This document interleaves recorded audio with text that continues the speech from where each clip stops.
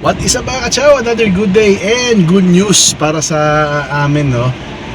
Kasi lumabas na at andun na sa GA Bicycles ang aming plate number ng Bestion po din namin. Yay!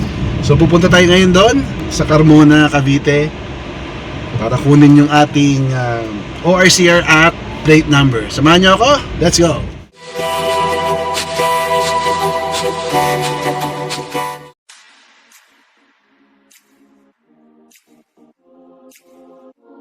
Okay, so andito na tayo sa GA Bicycle. Maluwag yung parking dito, mga kachaw. Pwede pa tayo mag-park sa loob nito. Ito, dito tayo. So, tingnan natin. At andito na daw ang ating plate number. Let's go. Kami sa GA Bicycles, kaman Makoy.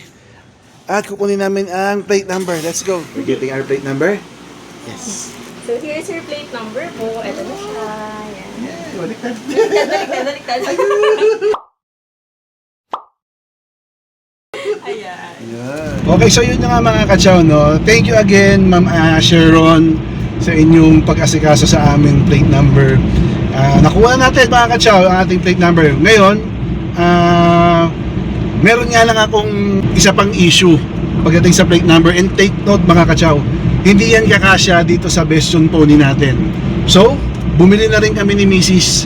ng plate number adapter bago pa lang dumating itong plate number natin.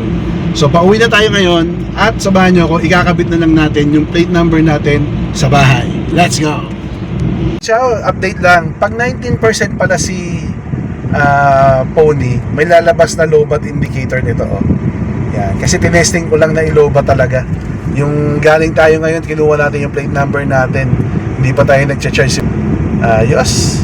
Ayun. So, pag 19%, lalabas na yung warning ng lobat. Let's go! Okay mga ka-chow, we're at home na. So, ang una-una natin gagawin, tanggalin muna natin yung parang conduction plate doon sa Pony. Tara. Ito lang ang gamit natin, yung isang, hindi ko alam kung anong size ng Allen wrench to. Tara. Tanggalin lang natin dito yung dalawang nut na to. Okay. Yan. So, tanggalin natin para palitan na natin ng totoong plate number. Let's go! Ito yung sinasabi ko sa yung issue kanina.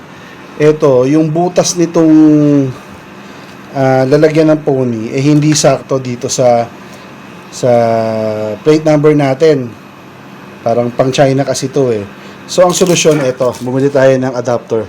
So kakabit muna natin tong plate number natin dito sa adapter, tapos itong adapter diretso sa kotse. Let's go. So nakabit na natin yung ating adapter. Ayan, yan ang itsura niya. Ayun, yun yung dalawang screw na kinabit sa kotse, at saka ito naman yung may thread, ito lalagay yung plate number. Tara, samahan niyo ako.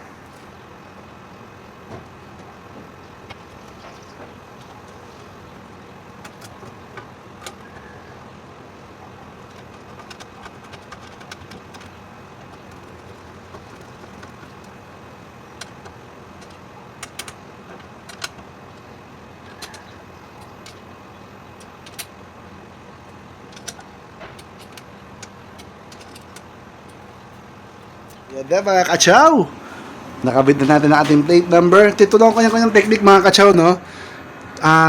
Salit-salitan yung higpit nyo sa tornilyo niya yan. Wag po yung isang side higpitan yung sobra, tapos isang side naman dapat salit-salitan po para pantay ang paghigpit. Yung harap naman kakabit natin.